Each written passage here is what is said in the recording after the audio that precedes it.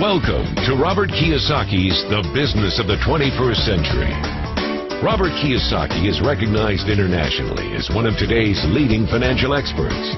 The author of the best-selling Rich Dad, Poor Dad, his books have been translated into 51 languages in 109 countries and sold more than 28 million copies worldwide. Robert has spent his life educating people on how to attain financial freedom. Now, through this special video presentation, he explains why network marketing is indeed the business of the 21st century and how you can take advantage of its opportunities to create the life you desire. Next thing I want to cover with you is one of the most important lessons my rich dad gave me, and it was called the cash flow quadrant. And what my rich dad explained to me is that there's four people in business. One are E's, employees. S stands for small business, self-employed, or specialist. B stands for big business, and I stands for investor.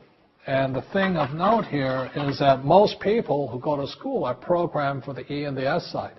For example, it was my poor dad who always said to me, son, go to school so you can get a nice, safe, secure job. And so my poor dad wanted me to be an employee.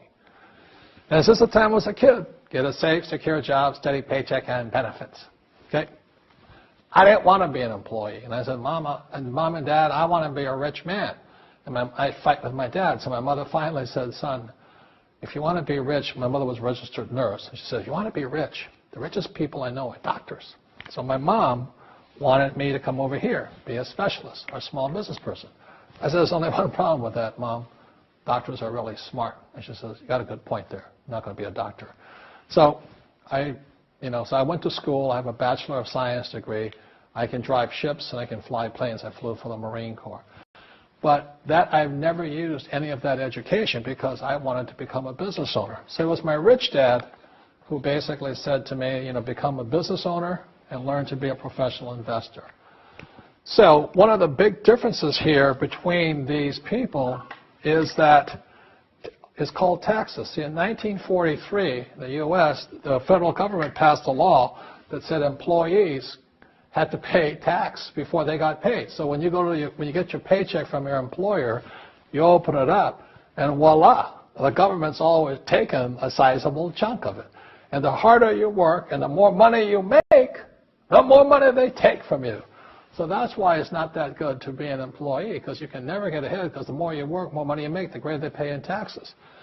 Now, the doctors and lawyers and attorneys, accountants were all laughing, saying, oh, these guys, they're getting paying a lot of taxes. So naturally, the federal government changed the laws again. So in 1986 in the U.S., a thing called the 86 Tax Reform Act, and it basically took a lot of the benefits away from people who are self-employed, small business, doctors, and lawyers. So today in America, unfortunately, these guys pay the highest percentage in taxes. It is tragic. And a lot of people think they're investors, but what they're really doing is they're just giving their money to people like mutual funds, companies, and all that. So they're investing, but they're not really investors. See, the big tax breaks are on this side.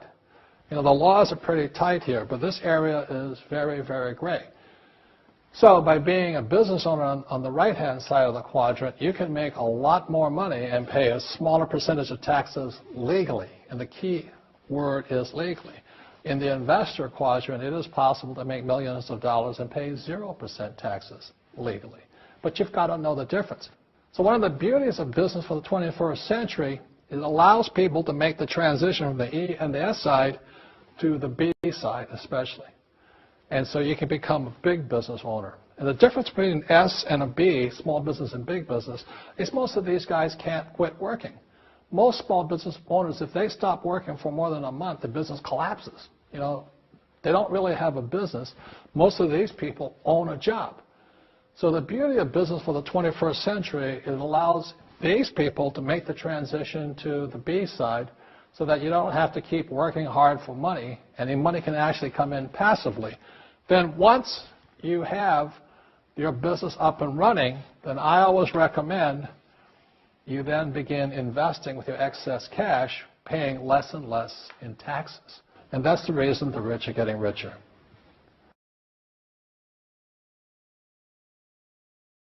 So Rich Dad, Poor Dad is a very simple story of my two dads. My real dad was the head of education for the state of Hawaii. Great guy, PhD, like I said, head of education, smart guy, but he also ran for lieutenant governor of the state of Hawaii as a Republican. Unfortunately, he lost, and he ultimately died poor, so that's why I call him my poor dad. My rich dad, on the other hand, didn't finish school, but he ultimately became one of the richest men in Hawaii.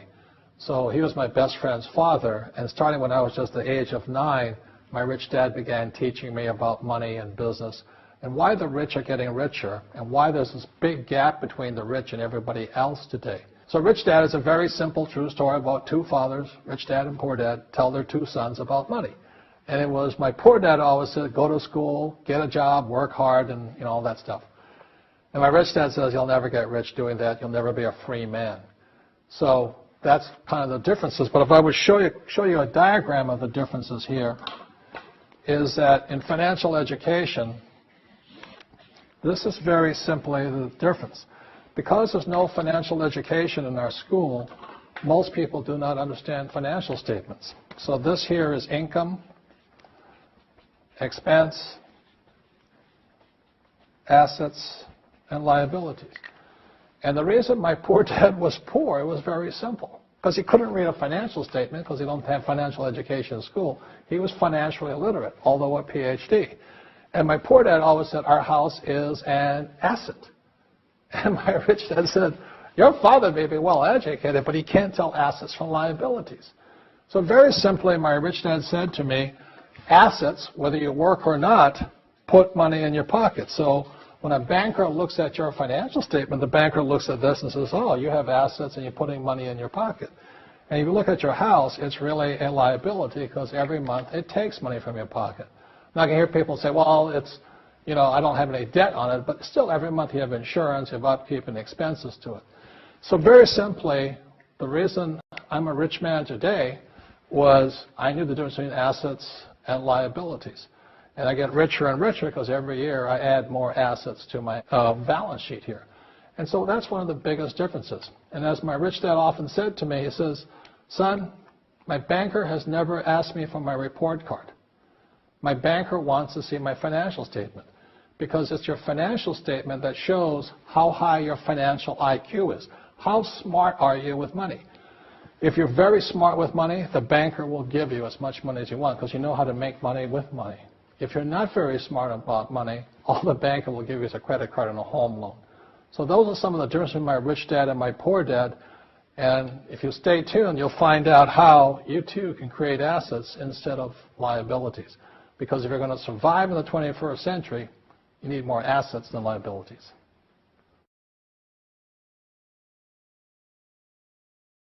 As an entrepreneur, I have built many businesses from scratch. And as some of you know, a lot of them crashed also. Statistics show that most new businesses fail within the first 5 years, 90% in fact. And of the 10% that survive, the remaining 10% crash in the second 5 years. So in other words, most are gone in 10 years.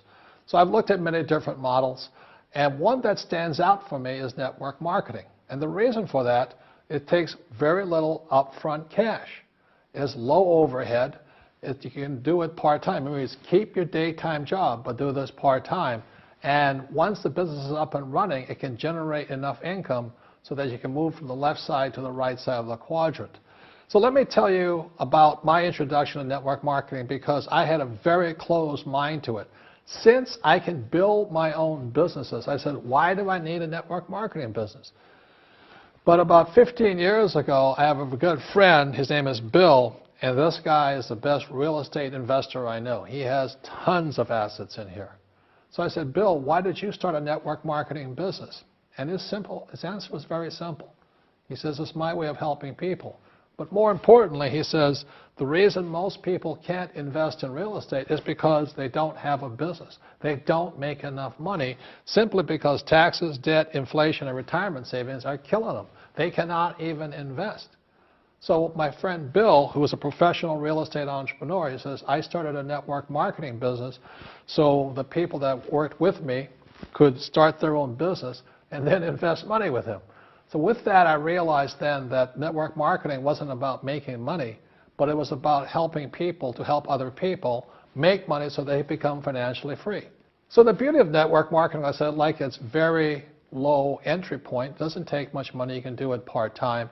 And where you profit is in most big corporations is they spend millions, sometimes billions of dollars in advertising. So rather than give that money to advertisers, network marketing depends on building a network. It's called word of mouth, like you recommend a movie to a best friend. So really, the reason I support network marketing, because it's not about selling. It's about people helping people build assets in the asset columns, becoming business owners, and then becoming investors, rather than going through all of this here, which most E's and S's go through.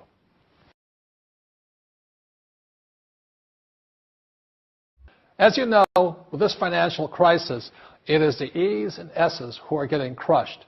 These people are competing with people in China and India for jobs, or Eastern Europe and things like this. So the idea of working hard to make more money is absolutely ridiculous. Plus taxes are just nailing these guys, plus inflation. So the business for the 21st century is designed to take people from this side to this side. Let me explain some of the differences between small business owners and these guys. These guys here work for money. They work hard, they make more money, they get taxed. And the difference between the B quadrant people and I quadrant people is they build assets. So, rule number one is entrepreneurs make things happen, but they make different things happen. Instead of working for money, they work hard to build assets. So point two, it takes courage to be on the B and the I side. See, these guys here want a steady paycheck. They want to get paid today. But the big difference and why it takes courage is these guys, it takes time to build an asset. But most importantly, point three, for true entrepreneurs who build assets, it'll bring freedom. Now, one of the problems with this area, as you know, it takes capital. In other words, it takes a lot of money to buy some of these apartment buildings, to build a business and things like this. But there is a way. There is a way to do it with very little capital, and that's what I'm here to talk to you about. It's about a business for the 21st century.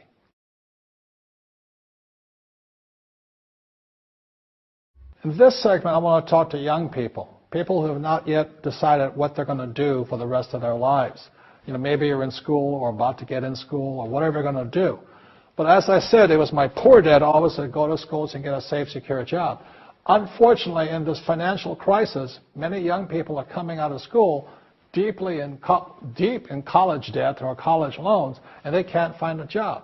I saw some stats that for young men 18 to like 25, if you're white, 19% of them are not finding jobs, even if they have a college degree. And for African Americans between 19 and about 25, 30% of them can't find a job. So my message to you is this, is wake up. Right now, before you get a job, before you get trapped in the corporate world or trying to climb the corporate ladder and make other people happy, and they don't really care about you because they're only here to invest for these guys only want for the investors, you know. You got to make a decision. And it was in 1974 when I came back from Vietnam. Again, I said, it was my poor dad. I said, go back to school, get my master's degree, and get my PhD. And I wind up just like him, desperate, out of money, not afraid of the real world. So I had to make the decision to dedicate my life to be here and to be here. And that's made all the difference. You don't get rich quick. It's harder, it takes courage, it takes time. I failed many times over here. But in 1974, I said I was going to dedicate my life to stay on this side, on the right side, on the B and the I side, and never go back to this way. So even when I was flat broke, when my businesses failed, I didn't go back here. I thought about it. And unfortunately, when I still go back home to Hawaii, I meet some of my uncles and aunts, and they still say the same thing to me. They go, have you got a job yet? I said, no, I don't. They go, oh, too bad.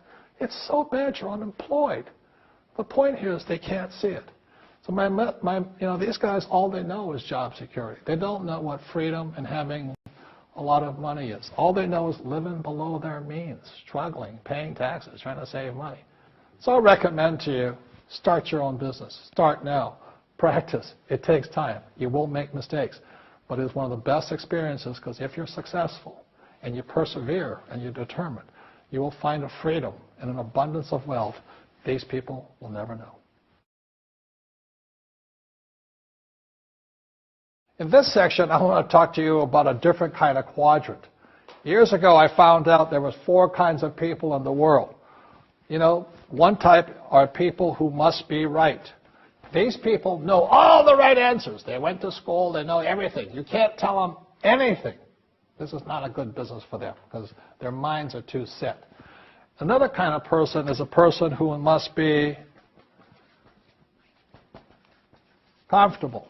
You know, the house could be on fire, but they're still watching TV, eating a hot dog, watching what's going on in the world. These people are toast because the world economy is not coming back. The world economy has moved on. And people who need to be comfortable will probably be left behind. So the people who need to be comfortable, you probably shouldn't talk to them because you only make them uncomfortable. And they're probably not going to make the move because number 1 priority is being comfortable. Another kind of person is a person who must be liked. You know, they want to please everybody. This is probably not the business for them either, you know, because they want somebody else's approval. They want to be the good little boy or girl saying, I did the right thing, didn't I? You like me, don't you? And so they'll probably not be successful in the 21st century because they'll probably want to be liked by people who have to be right. And people want to be comfortable. All right, good, be comfortable. All right, you're very right. You know, it's probably being liked. But the business for the people of the 21st century are people who must win. And that's where I am at. One of the best things I was taught in the Marine Corps and at military school is not how many times you get knocked down, it's how many times you stand up. When somebody knocks you back, what do you do? Oh, you hurt my feelings. You'll probably not be successful. The world will probably pass you by. Because as I said, the world economy is moved on. It's not coming back. So winners will win. But winning takes sacrifice. Success takes sacrifice. And these are the people who will do best in business of the 21st century. So when you're talking to people, you know, about this business, you have to look at them and ask yourself, is this person really just going to be liked and they'll tell you what you want to hear? Or they're going to argue with you because they know all the right answers, or they're going to get very upset with you for disturbing them. So what you're looking for in the network marketing business are people who want to win, people who know the economy has moved on. You'll find every race, gender, age, and background in network marketing. But what they really want to do is they want to win. It really is a true playing field in the world, but not for these people. These people will be left behind. Network marketing is for people who want to win because network marketing is the business model of the future. If you want the government to take care of you, then just keep doing what you want to do. It is possible for everyone to win, but the problem is you've got to commit to it. You've got to say, this is what I'm going to do. I'm going to dedicate 5 years of my life. You want to look at the leaders and say, those are the people I want to be like. Those are the kinds of people I want to hang out with. That's what you got to say to yourself. And I want to help other people do what I want to do and win in life. And that's why I support network marketing, because it really is the business for the 21st century.